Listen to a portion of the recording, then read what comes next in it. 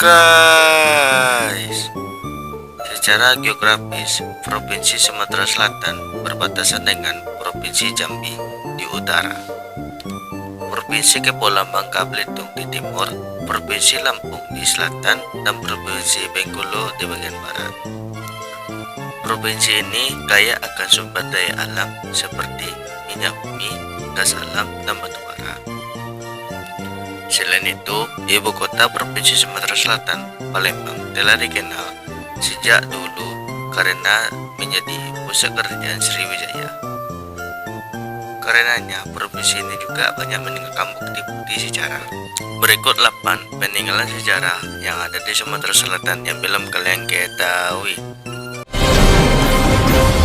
Taman Purbakala Kerajaan Sriwijaya. Taman Purbakala Kerajaan Sriwijaya atau sebelumnya dikenal dengan nama situs Karanganyar adalah Taman Purbakala, bekas kawasan permukiman dan taman yang dikaitkan dengan Kerajaan Sriwijaya yang terletak di tepi utara Sungai Musi di kota Palembang, Sumatera Selatan. Kawasan ini ditemukan jaringan kanal parit dan kolam disusun rapi dan teratur yang memastikan bahwa kawasan ini adalah buatan manusia, sehingga dipercaya bahwa pusat kerajaan Sriwijaya di Palembang terletak di situs ini. Di kawasan ini ditemukan banyak peninggalan purbakala yang menunjukkan bahwa kawasan ini pernah menjadi pusat permukiman dan pusat aktivitas manusia. Number 2. 2. Benteng Kuto Besa.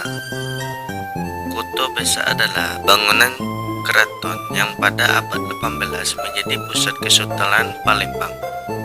Gagasan mendirikan Benteng Kuto Besa diprakarsai oleh Sultan Mahmud Bahrudin I yang memerintah pada tahun 1724 sampai 1758, dan pelaksanaan pembangunannya diselesaikan oleh penerusnya yaitu Sultan Mahmud Bahrudin yang memerintah antara tahun 1776 sampai tahun 1803. Sultan Mahmud Bahrudin ini seorang tokoh Kesultanan Palembang Darussalam yang realistis dan praktis dalam perdagangan internasional, serta seorang agamawan yang menjadikan Palembang sebagai pusat sastra agama di Nusantara. Nandai perannya sebagai Sultan Mahmud Bahrudin kemudian pindah dari Keraton Kuto Lamo ke Kuto Besa. Belanda menyambut Kuto Besa sebagai Nieuwe Keraton alias Keraton Baru. Benteng ini mulai dibangun tahun 1780 dengan arsitek yang tidak diketahui dengan pasti dan pelaksanaan pengawasan pekerjaan dipercaya pada seorang tionghoa. Semen berdekat bata menggunakan batu kapur yang ada di daerah pedalaman Sungai Ugan ditambah dengan putih telur. Waktu yang dipergunakan untuk membangun Kuto Besa ini kurang lebih 17 tahun. Keraton ini ditempati secara resmi pada Senin 21 Februari 1797. Benteng Kuto Besa saat ini ditempati oleh Komando Daerah Militer. Jembatan Ampera. Jembatan Ampera, sebuah jembatan di kota Palembang, Provinsi Sumatera Selatan, Indonesia. Jembatan Ampera yang telah menjadi semacam lambang kota terletak di tengah-tengah kota Palembang, menghubungkan daerah seberang hulu dan seberang hilir yang dipisahkan oleh Sungai Musi. Jembatan Ampera memiliki ukuran panjang 1117 meter, bagian tengah 71,90 meter, lebar 22 meter, tinggi 11,5 meter dari permukaan air. Tinggi menara 63 meter. Dari permukaan tanah, jarak antara menara 75 meter dan berat 944 ton. Ide untuk menyatukan dua daratan di kota Palembang, seberang hulu dan seberang hilir dengan jembatan sebetulnya sudah ada sejak zaman GMT Palembang tahun 1906 saat jabatan wali kota Palembang dijabat oleh Kok de Ville tahun 1924 ide ini kembali mencuat dan dilakukan banyak usaha untuk merealisasikan. Namun, sampai masa jabatan Lecoq berakhir, bahkan ketika Belanda hengkang dari Indonesia, proyek itu tidak pernah direalisasikan. Pada masa kemerdekaan, gagasan itu kembali mencuat. DPRD Peralihan Kota Besar Palembang kembali mengusulkan pembangunan jembatan kala itu. Disebut Jembatan Musi dengan merujuk nama Sungai Musi yang dilintasi pada sidang pleno yang berlangsung pada 29 Oktober 1990. Usaha yang dilakukan pemerintah Provinsi Sumatera Selatan dan Kota Palembang didukung penuh oleh Kodam 4 Sriwijaya. Ini kemudian membuahkan hasil. Bung Karno kemudian menyetujui usulan pembangunan itu. Pembangunan jembatan ini dimulai pada bulan April 1962 setelah mendapat persetujuan dari Presiden Soekarno. Biaya pembangunan diambil dari dana papasan perang Jepang. Bukan hanya biaya, jembatan ini pun menggunakan tenaga ahli dari negara tersebut. Pada awalnya jembatan ini dinamai Jembatan Bung Karno. Menurut sejarawan Johan Hanafiah, memberi nama tersebut sebagai bentuk penghargaan kepada presiden pertama itu, Bung Karno, secara sungguh-sungguh memperjuangkan keinginan warga Palembang untuk memiliki sebuah jembatan di atas Sungai Musi. Peresmian pemakaian jembatan dilakukan pada tahun 1965, sekaligus mengukuhkan nama Bung Karno sebagai nama jembatan pada saat itu. Jembatan ini adalah jembatan terpanjang di Asia Tenggara. Setelah terjadi pengolakan politik pada tahun 1966, ketika gerakan anti Soekarno semakin kuat, nama jembatan ini pun diubah menjadi Jembatan Ampera, dalam kurung Amanat Penderitaan Rakyat. Number 4. 4. Museum Sultan Baharudin II. Museum ini tadinya bekas peninggalan pemimpinan Kesultanan Palembang Darussalam, yakni Sultan Mahabarudin II. Nama asli sebelum menjadi Sultan adalah Raden Hasan Pangeran Ratu. Museum Sultan Mahmud Baharudin II memiliki bentuk asli bangunan yang tidak berubah dari masa awal pendiriannya. Museum Sultan Mahmud Baharudin II berada di seberang Sungai Musi. Lokasi di Jalan Sultan Mahmud Baharudin II nomor 2 Palembang. Nah, Sultan Mahmud Baharudin Jaya Wingkaramo dan Sultan Mahmud Baharudin I 1724 sampai 1758 memerintah. Di museum ini terdapat sekitar 556 koleksi benda sejarah, mulai dari berkas peninggalan kerajaan Sriwijaya hingga Kesultanan Palembang. Benteng ini pernah habis dibakar oleh Belanda pada tanggal 17 Oktober 1823 atas perintah I.L. van Zevenhuis sebagai balas dendam kepada Sultan yang telah membakar loji Our Rivai. Kemudian diantaranya dibangun gedung tempat tinggal residen Belanda. Pada masa pendudukan Jepang, gedung ini dipakai sebagai markas Jepang dan dikembalikan kepada penduduk Palembang ketika proklamasi tahun 1945.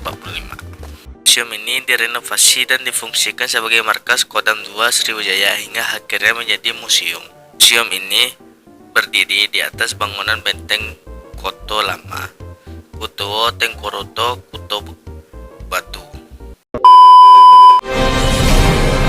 5. Kampung Kapiten.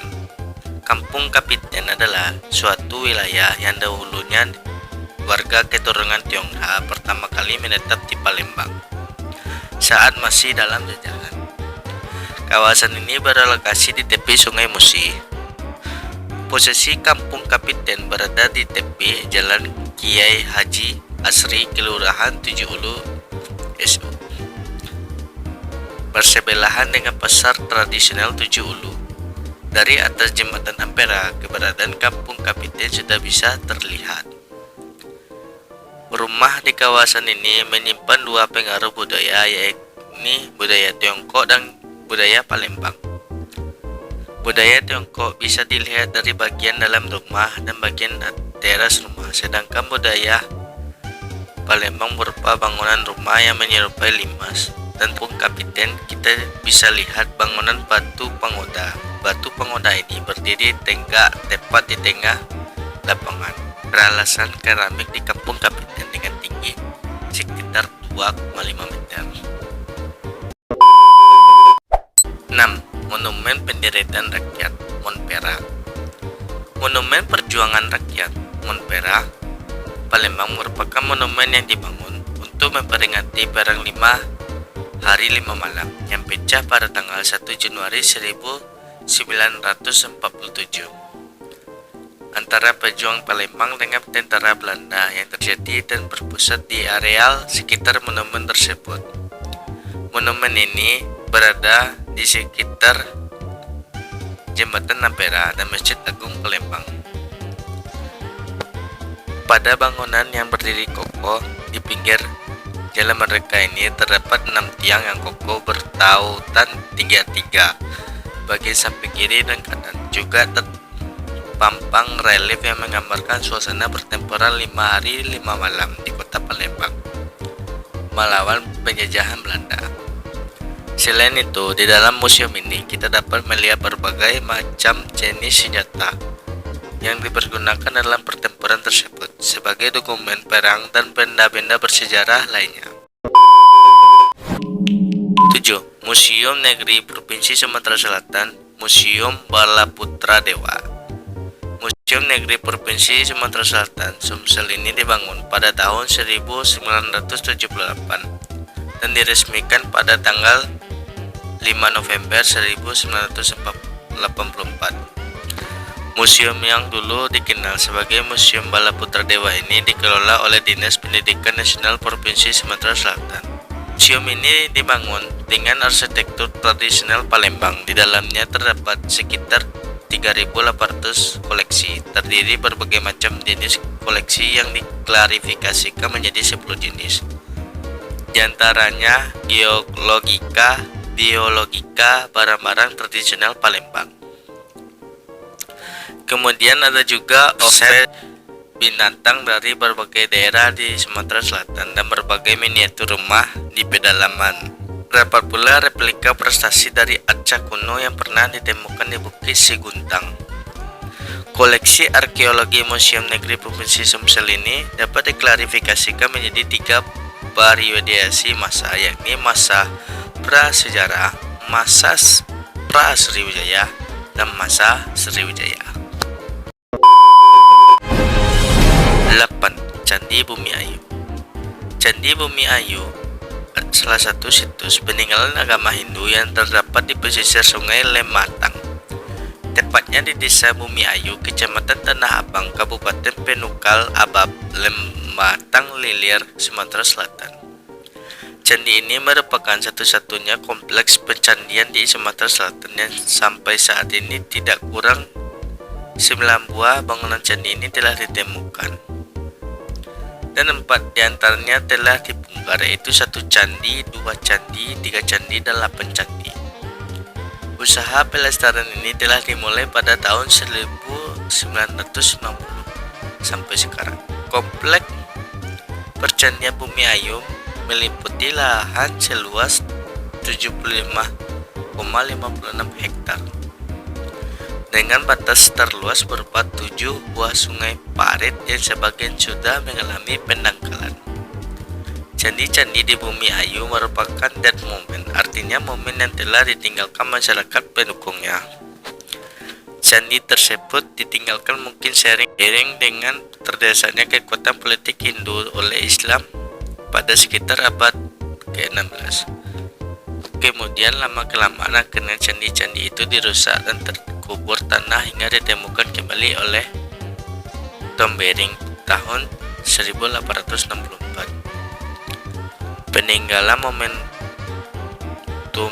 itu serta sistem budayanya benar-benar hilang pula dari ingatan kolektif pewarisnya.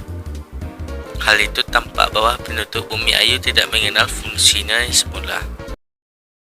Itulah 8 peninggalan sejarah yang ada di Sumatera Selatan yang belum kalian ketahui. Semoga ya belum tahu jadi tahu guys. Tapi sebelum meninggalkan kok video ini tuh lo dasar konten tuh lo nih komentar ya guys, dan jangan lupa subscribe ya guys. Terus video maaf for everyone, goodbye, bye bye.